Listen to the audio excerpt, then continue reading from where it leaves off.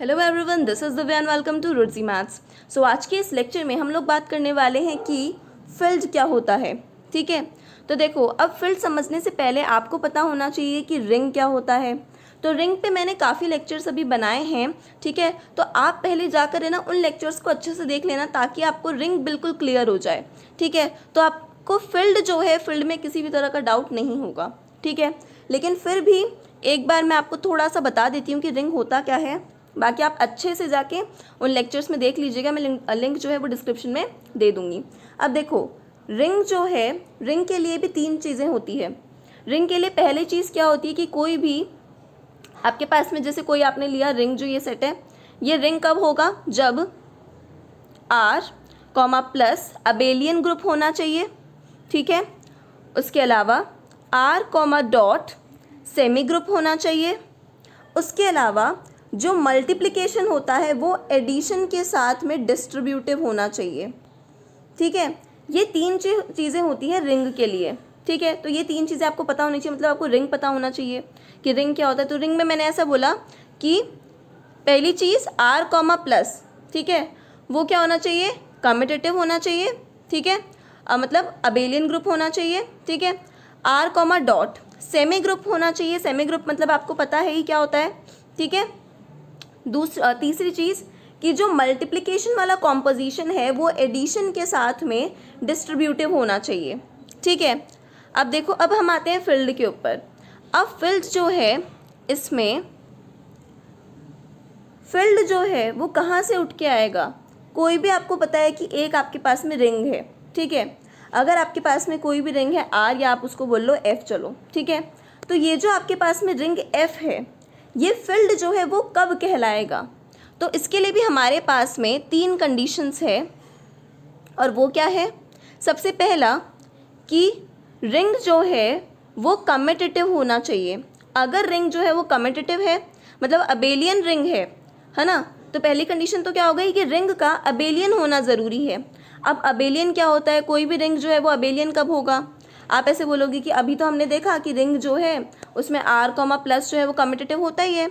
नहीं, R comma plus तो ring होने के लिए ज़रूरी बात होती है, लेकिन अबेलियन रिंग होने के लिए R कॉमा डॉट कम्यूटेटिव होना चाहिए। मतलब मल्टीप्लिकेशन कॉम्पोजिशन के लिए वो क्या होना चाहिए? कम्यूटेटिव, मतलब कि AB is equals to BA।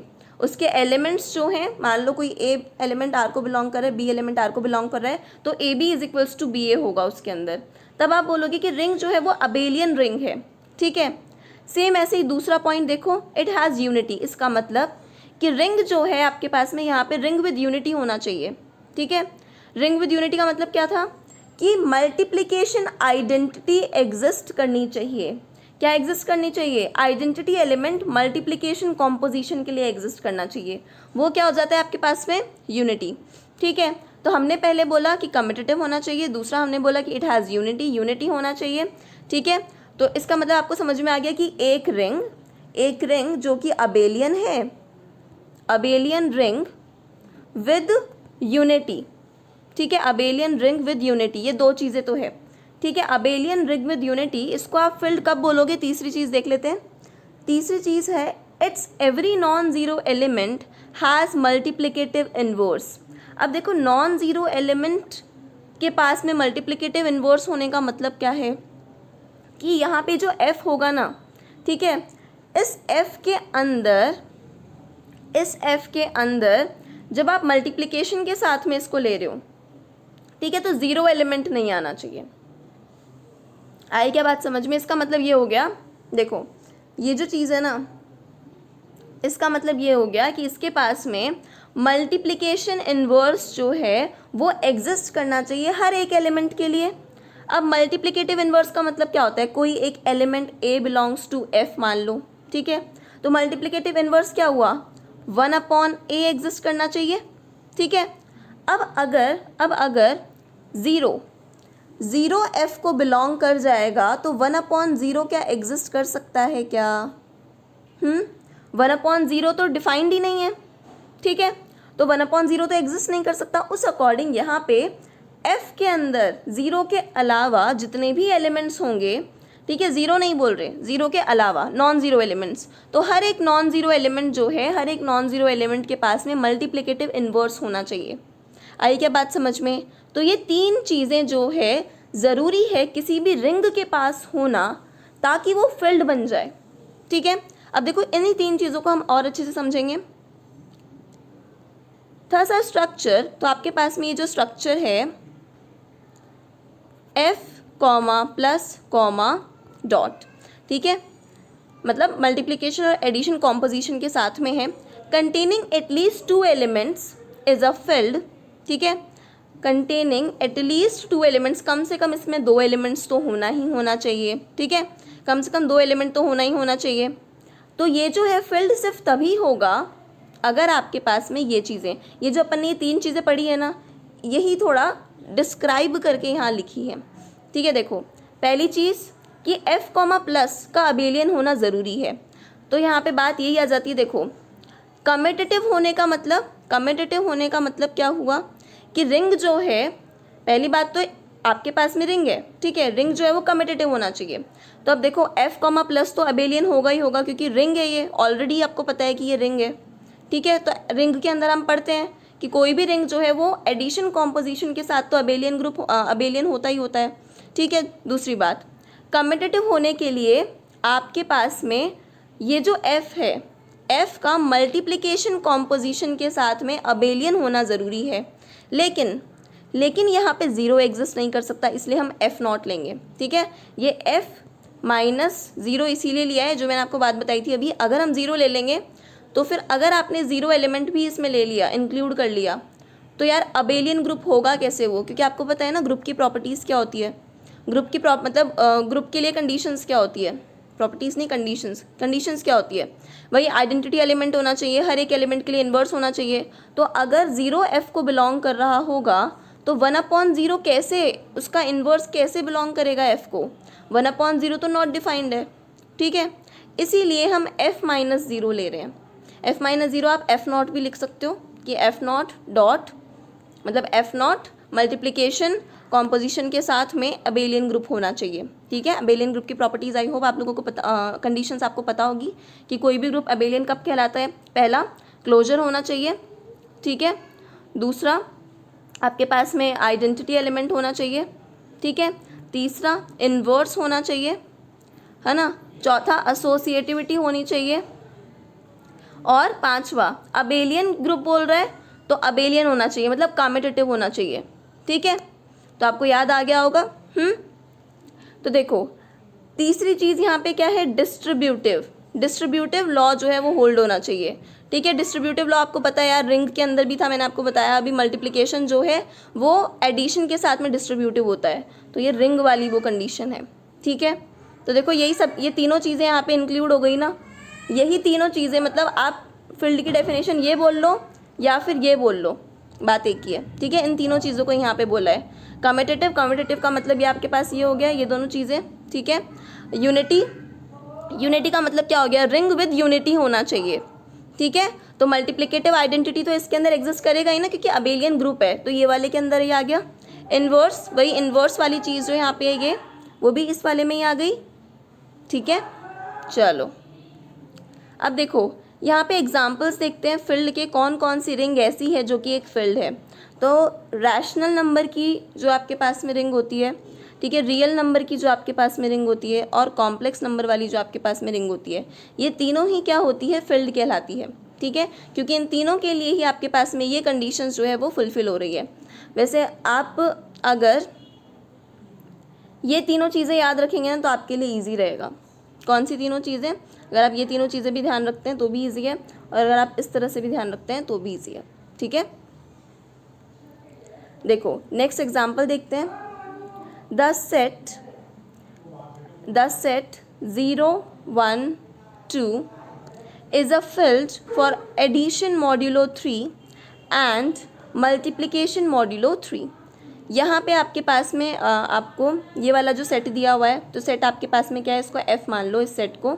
ठीक है, इस सेट को आपने F बोल लिया, तो ये +3 आप इस तरह से लिख सकते हो इसको। आपको पता है ना, मैंने आपको पहले रिंग वाले लेक्चर्स में भी, पहले वाले में बताया था कि जब इस तरह से आपके पास में कुछ होता है, देखो मॉड्यूलो भी 3 दिया हुआ है इसने, ठीक है। तो आप इसे इस तरह से लिख सकते हो F3 कॉमा ये एडिशन मॉड्यूलो 3 हो गया, ये मल्टीप्लिकेशन मॉड्यूलो 3 हो गया, ये आपके पास में है।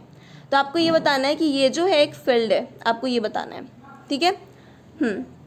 तो देखो अब फील्ड होने के लिए क्या चाहिए आपको, हम सबसे पहले अब वो चीज़ें देखने के लिए हमें क्या करना पड़ेगा, कॉम्पोजिशन टेबल बनानी पड़ेगी, ठीक है। तो we prepare the composition table for the given set as shown below. तो देखो हमने कॉम्पोजिशन टेबल बना ली 0 1 2 की। क्या करते हैं 0 1 2 एडिशन के लिए सबसे पहले हम देखेंगे, तो यहाँ पे 0 1 2 लिख लिया, ठीक है। यहाँ 0 1 2 लिख लिया, ठीक है। तो ये आपके पास में इस तरह से हो गई। पहले एडिशन का देख लेते हैं। एडिशन के लिए जब हमने देखा तो अब फिल्ड होने के लिए क्या होना चाहिए, F कॉमा प्लस कम्यूटेटिव होना चाहिए, एक अबेलियन ग्रुप होना चाहिए, ठीक है। हमें ये चीज़ देखनी है ना, तो ये हम यहाँ से देखेंगे, इस एडिशन वाली जो कॉम्पोजिशन टेबल है ना, यहाँ से देखेंगे। तो देखो अब यहाँ गौर से देखना, सबसे पहली चीज़ 0 1 2, ये 0 1 2 यहाँ पे एज इट इज़ उतर के आ रहा है, देखो यहाँ पे एज इट इज़ उतर के आ रहा है ये 0 1 2, ठीक है। इसका मतलब कि ये जो 0 है वो आइडेंटिटी एलिमेंट है, ये आइडेंटिटी एलिमेंट है 0, ठीक है, क्योंकि इस 0 के लिए ही तो आ रहा है ना उतर के, same to same as it is 0 1 2, ठीक है। तो आइडेंटिटी एलिमेंट हो गया, ये पहली चीज़, आइडेंटिटी एलिमेंट मिल गया। दूसरा सबका इन्वर्स, तो सबका इन्वर्स देख लो, यहाँ पे 0 आ रहा है तो 0 के लिए 0 इन्वर्स हो गया, 1 के लिए 0 यहाँ पे आ रहा है तो 1 का इन्वर्स हो गया 2, ठीक है। सेम ऐसे ही 2 के लिए 0 यहाँ पे आ रहा है तो 2 का इन्वर्स हो गया यहाँ पे 1, इन्वर्स आ गया, तीनों एलिमेंट्स का इन्वर्स एग्जिस्ट कर रहा है। चलो उसके अलावा हम देखते हैं एसोसिएटिविटी, वो तो हम कोई भी एग्जाम्पल लेके भी देख लेंगे, ठीक है। उसके अलावा क्लोजर प्रॉपर्टी, तो क्लोजर प्रॉपर्टी सारे के सारे एलिमेंट्स देखो 0 1 2 1 2 0 और 2 0 1, सारे एलिमेंट्स वही आ रहे हैं 0 1 2 वाले। अच्छा अब देखो कम्यूटेटिव के लिए क्या करते हैं, बीच में से लाइन लेते हैं, सिमेट्रिक देखते हैं। देखो ये 1 और ये 1 यहाँ पे सिमेट्रिक है, ये रहा 2 और ये रहा 2 यहाँ पे सिमेट्रिक है, यहाँ पे 0 और यहाँ पे 0 सिमेट्रिक है, इसका मतलब ये कम्यूटेटिव भी है, ठीक है। हाँ देखो यार एक और चीज़, मैंने आपको भी ये नहीं बताया कि ये टेबल आई कैसे बनी कैसे, तो आई होप ये तो आपको बनानी आती होगी, इतने मैंने वीडियो लेक्चर्स बनाए हैं, है ना, ग्रुप पे, फिर मैंने रिंग में भी बताया था, इसलिए मैंने डायरेक्टली यहाँ बताया नहीं, फिर भी चाहे तो मैं भी बता देती हूँ आपको ये टेबल कैसे बनी। जैसे 0 को 0 से ऐड किया तो 0 आ गया, ठीक है। 0 को 1 से ऐड किया, यहाँ पे इस 1 से ऐड किया तो 1 आ गया, 0 को इस 2 से ऐड किया तो 2 आ गया, ठीक है। 1, ये जो 1 है इस 1 को हमने 0 से ऐड किया तो 1 आ गया, इस 1 को 1 से ऐड किया तो यहाँ पे 2 आ गया, इस 1 को जब हमने 2 से ऐड किया तो 3 आया, ठीक है। और प्लस मॉड्यूलो 3 है ना, तो इसीलिए 3 को 3 से डिवाइड किया तो 3 1 3 और रिमाइंडर आ गया 0, इसीलिए यहाँ पे 0 आया है, ठीक है। सेम ऐसे ही जैसे ये 2 है तो ये 2 का आपने यहाँ पे 1 से ऐड किया तो यहाँ पे 3 आता, बट यहाँ पे क्योंकि प्लस मॉड्यूलो 3 हम ले रहे हैं तो 3 नहीं आ सकता, 3 को 3 से डिवाइड करना होगा, आई ना बात समझ में, तो यहाँ पे 0 आ जाएगा, ठीक है। अब देखो सेम ऐसे ही आपको ये तो समझ में आ गया कि ये एक अबेलियन ग्रुप है ना। अब हम ये देख लेते हैं मल्टीप्लिकेशन के लिए क्या ये एक अबेलियन ग्रुप है, ठीक है। देखो सबसे पहले यहाँ पे 0 1 2 यहाँ पे आ रहा है, ठीक है, तो 0 1 2 ये रहा, तो 0 1 2 यहाँ आ रहा है, इसका मतलब यहाँ पे यूनिटी एग्जिस्ट कर रहा है, आइडेंटिटी एलिमेंट जो है एग्जिस्ट कर रहा है, और वो कौन है, 1 ही है, आइडेंटिटी एलिमेंट कौन है, 1। यहाँ से इन्वर्स आप निकाल सकते हो, 1 यहाँ पे ये रहा, तो मतलब 1 के लिए 1 का इन्वर्स 1 ही हो जाएगा, 0 के लिए 0 का इन्वर्स 0 ही हो जाएगा, 2 के लिए 2 ही इन्वर्स हो जाएगा, इन्वर्स एग्जिस्ट कर रहा है। अबेलियन देखना, अबेलियन देखेंगे तो ये रहा 0, ये रहा 0, ये देखो यहाँ पे 0 यहाँ पे 0, यहाँ पे 2 और यहाँ पे 2, ठीक है, और यहाँ पे 0 और यहाँ पे 0, सिमेट्रिक आ रहा है, ठीक है, इसका मतलब कम्यूटेटिव भी है। तो देखो यही सब चीज़ें जो मैंने आपको भी समझाई है ना, यही सब चीज़ें मैंने यहाँ लिख रखी है कि we observe that 0 1 2 is an abelian group for +3, 0 is the 0 element, and मतलब यहाँ पे 0 एलिमेंट का मतलब हो गया एडिटिव आइडेंटिटी एलिमेंट जो होता है वो है यहाँ पे 2 और 1 जो है आपके पास में नेगेटिव ऑफ 1 मतलब इन्वर्स बता रहा है, ठीक है, कि 2 का इन्वर्स जो है वो 1 है, 1 का इन्वर्स 2 है, ऐसा ही था क्या, 2 का इन्वर्स, हाँ ठीक है, ठीक है। फिर उसके बाद में ये बता रहा है कि 1 और 2 इज़ एन अबेलियन ग्रुप, हाँ अब देखो यहाँ पे हम यहाँ पे ना ज़ीरो एलिमेंट को नहीं ले सकते। क्यों? क्योंकि हमने बोला था कि फील्ड के अंदर हमको ज़ीरो एलिमेंट को इंक्लूड नहीं करना होता है ना। एफ नॉट हम लोगों को देखना होता है कि एफ नॉट कॉमा डॉट जो होगा वो एक अबेलियन ग्रुप होना चाहिए। तो हमने देखा यार ये पूरा का पूरा अबेलियन ग्रुप है ना, ठीक है। तो पूरा का पूरा अबेलियन ग्रुप है, तो हम बोल सकते हैं कि 1,2 जो है वो एक अबेलियन ग्रुप है, ठीक है। और यहाँ पे यूनिटी एग्जिस्ट कर रहा है, ठीक है। इस जीरो को तो छोड़ दो, आपको समझ में आ गया ये पूरा अबेलियन ग्रुप है, ठीक है। तो आप बोल सकते हो कि ठीक है 1,2 एक अबेलियन ग्रुप हो गया, यूनिटी एग्जिस्ट कर रहा है, and 2 is its own inverse. और 2 का इनवर्स कौन है? खुद ही 2 है, ठीक है। ये यहाँ पे लिखा है। वी में ऑल्सो वेरीफाई, यहाँ पे डिस्ट्रीब्यूटिविटी जो है वो भी यहाँ पे सॉल्व करके बताई है, ठीक है। आपको कुछ नहीं करना, कोई से भी आप 2 या 3 एलिमेंट्स उठा लो, ठीक है, और उनके बीच में डिस्ट्रीब्यूटिविटी जो है वो चेक कर लो, ठीक है। जैसे यहाँ पे 1 और 2 ले लिया, ठीक है। तो इसने इस तरह से लिया जैसे 1 मल्टीप्लिकेशन मॉड्यूलो, फिर 2 प्लस मॉड्यूलो, इस तरह से, ठीक है।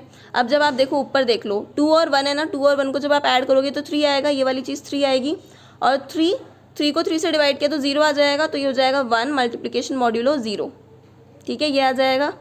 और जब आप इसको इंटू करोगे तो 0 का 0 आ गया। सेम ऐसे ही आप इस तरह से करके देख लो, आपने डिस्ट्रीब्यूटिव फॉलो किया, ठीक है। तो 1 को आप 2 से इंटू करोगे तो ये आपके पास में क्या आ गया, पहले इसमें लगा दो ऑपरेशन और बाद में इसमें लगा दो, तो 1 इंटू 2 2 आ गया, 1 इंटू 1 1 आ गया, और ये क्या हो गया 1 2 प्लस 1 3 मॉड्यूल, 3 को आपने 3 से डिवाइड किया तो रिमाइंडर क्या आ जाएगा 0, तो यहाँ पे भी 0 आ गया, इसलिए देखो सेम आ रहा है, तो आप बोल सकते हो डिस्ट्रीब्यूटिव है, ठीक है। तो ये एग्जांपल आपको समझ में आ गया होगा अच्छे से, और इसके ज़रिए फील्ड भी अच्छे से समझ में आ गया होगा। देखो एक छोटी सी थ्योरम है यहाँ पे फील्ड के ऊपर, हम ये भी देख लेते हैं। If a field have at least 1 element other than 0, ठीक है, then 1 and 0 are distinct elements of F.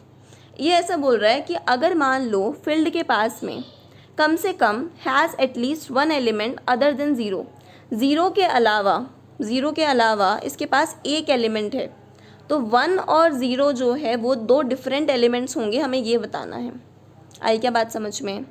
ठीक है, मतलब 1 और 0 जो है वो इक्वल नहीं होने चाहिए, 2 डिफरेंट एलिमेंट्स होने चाहिए, हमें ये चीज़ बतानी है। तो देखो let A belongs to F, हमने क्या किया, एक एलिमेंट ले लिया ए बिलोंग्स टू एफ। हम मानते हुए चल रहे हैं कि जो ए है वो 0 के इक्वल नहीं है। लेट इफ पॉसिबल, है ना, ए नॉट इक्वल्स टू 0, ठीक है। तो यहाँ पे आपने क्या बोला, if a field has at least 1 element, field के पास एक एलिमेंट है 0 के अलावा, ठीक है। तो आपको ये बताना है कि वो जो एलिमेंट है 1 और 0 डिफरेंट एलिमेंट्स होने चाहिए, ठीक है। अब देखो एक आपने एलिमेंट ले लिया ए जो कि एफ को बिलोंग कर रहा है, ठीक है, और आपको पता है कि वो जो एलिमेंट है वो 0 के इक्वल नहीं है। अब आप लेते हुए चल रहे हो कि यहाँ पे 1 जो है 1 0 के इक्वल है, 1 को आप 0 के इक्वल लेते हुए चल रहे हो, क्यों? क्योंकि आपको कॉन्ट्रडिक्शन से 1 और 0 को डिफरेंट प्रूफ करना है, ठीक है। तो 1 इज इक्वल्स टू 0 लेके चला, then 0 not equals to A belongs to F, ठीक है। अभी अपन ने देखा ये A not equals to 0 F को बिलोंग कर रहा है, और 1 जो है वो 0 के इक्वल है, ठीक है। तो 0 not equals to A belongs to F and 1 is equals to 0, ठीक है। तो इसका मतलब यहाँ से क्या बात आ रही है कि एक तो ए एफ को बिलोंग कर रहा है ना, और एक 1 जो है वो तो 0 के इक्वल ही है, ठीक है। तो यहाँ से आप क्या लिख सकते हो कि a dot 1 is equals to a dot 0। आप दोनों तरफ क्या कर सकते हो, इसमें दोनों तरफ क्या कर सकते हो, a को आप इंटू कर सकते हो। जब आपने दोनों तरफ a को इंटू किया, ठीक है, जब आपने 1 इज इक्वल्स टू 0 में दोनों तरफ a को इंटू किया, ठीक है, तो आपको क्या मिला, ये तो a आ जाएगा, और a डॉट 0 तो क्या आ जाएगा 0। लेकिन a तो 0 के इक्वल हो ही नहीं सकता, क्यों? क्योंकि हमने तो a नॉट इक्वल्स टू 0 मानते हुए चला था, तो ये तो गलत हो गया, a तो 0 के इक्वल हो ही नहीं सकता, इसीलिए विच इज़ अ कॉन्ट्रडिक्शन, ये कॉन्ट्रडिक्शन हो गया। So 1 not equals to 0, that is unity and 0 element are distinct element. तो हमने जो माना था कि 1 0 के इक्वल है वो कॉन्ट्रडिक्शन है, और 1 जो है वो नॉट इक्वल्स टू 0 प्रूफ हो जाता है। आई क्या बात समझ में? ठीक है। अब देखो एक और डेफिनेशन अपने पास में है, डिवीजन रिंग और स्क्यू फील्ड। अपन ने फील्ड पढ़ा, अब स्क्यू फील्ड भी देख लेते हैं क्या होता है। A ring R is called division ring or skew filled if and only if it has unity, पहली चीज़. दूसरी चीज़, each of its non-zero element has the multiplicative inverse. देखो यहाँ पे आपके पास बात कुछ छोटी हो जाती है. फील्ड के लिए क्या थी? फील्ड के लिए 3 कंडीशंस थी. पहली वहाँ पे थी कम्यूटेटिव वाली, है ना, कम्यूटेटिव वाली कंडीशन थी. दूसरी थी यूनिटी वाली कंडीशन, और तीसरी थी कि हर एक नॉन ज़ीरो एलिमेंट के पास में मल्टीप्लिकेटिव इन्वर्स होना चाहिए. तो यहाँ पे आपके पास में एक कंडीशन कम हो गई और बचा क्या? सिर्फ ये 2 कि यूनिटी है और ये each of its non zero element has a multiplicative inverse. इसका मतलब मतलब कोई रिंग ऐसा है, उस रिंग के अंदर 3 कंडीशन में से एक कंडीशन कम है फील्ड की. कौन सी वाली? कम्यूटेटिव वाली कंडीशन कम है, बाकी 2 कंडीशंस है, तो वो जो हो जाएगा आपके पास में स्क्यू फील्ड हो जाएगा. आई क्या बात समझ में? ईजी है ना. The set of n cross n, for example देखते हैं. The set of n cross n non singular matrix over real number is a division ring with respect to matrix addition to multiplication. Addition to multiplication. Thus every field is necessary a division ring. अब देखो यहाँ पे example तो क्या दे रखा है? n cross n जो आपके पास में होता है, ठीक है, मैट्रिक्स वाला जो मैट्रिक्स जो होती है ओवर रियल नंबर, वो आपके पास में क्या होती है? एक डिवीजन रिंग होती है. ठीक है, तो एग्जाम्पल तो आपके पास में एक ये है. ठीक है, उसके अलावा देखो आप ये तो समझ ही गए होंगे ऑलरेडी. ये तो अगर मैं लास्ट लाइन ऐसे ही आपको समझ में आ जाएगी बिना पढ़े ही, क्या कि कोई भी स्क्यू फील्ड जो है, कोई भी मैं ऐसा बोल सकती हूँ कि कोई भी फील्ड जो है वो स्क्यू फील्ड तो होगा ही होगा. क्यों? क्योंकि फील्ड के पास में 3 कंडीशंस होनी चाहिए और स्क्यू फील्ड के पास में 2 कंडीशंस होनी चाहिए. तो ये स्क्यू फील्ड जो है वो फील्ड में तो आ ही रही है ना, स्क्यू फील्ड की दोनों कंडीशंस. तो बस यही यहाँ पे लिखा है. Thus every field is necessary a division ring but converse में नॉट बी ट्रू. बिल्कुल कन्वर्स ट्रू नहीं हो सकता. क्यों? क्योंकि ज़रूरी थोड़ी ना स्क्यू फील्ड जो है वो भी फील्ड हुई, क्योंकि स्क्यू फील्ड के पास तो सिर्फ 2 ही कंडीशंस आपको आपके पास में होती है. ठीक है, तीसरी कंडीशन अगर हुई तो फील्ड हो सकता है, बट हमेशा तो नहीं हो सकता ना. लेकिन कोई फील्ड तो ऑलरेडी क्या हो सकती है? एक स्क्यू फील्ड हो सकती है, क्योंकि फील्ड के पास में ऑलरेडी वो 2 कंडीशंस हैं. तो every field is necessarily a division ring, या फिर मैं बोल सकती हूँ स्क्यू फील्ड. आई क्या बात समझ में? ठीक है.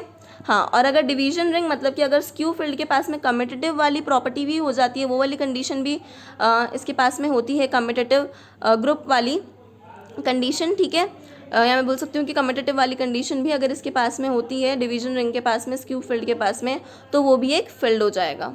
आई क्या बात समझ में?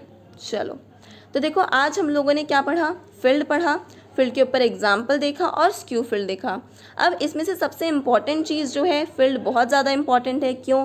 क्योंकि इसकी डेफिनेशन जो है वो बहुत ज़्यादा आती है यूनिवर्सिटी एग्ज़ाम्स में, और वैसे भी बहुत ज़्यादा इंपॉर्टेंट है फील्ड अपने आप में. ठीक है, और स्क्यू फील्ड जो है उसकी डेफिनेशन भी काफ़ी इंपॉर्टेंट है.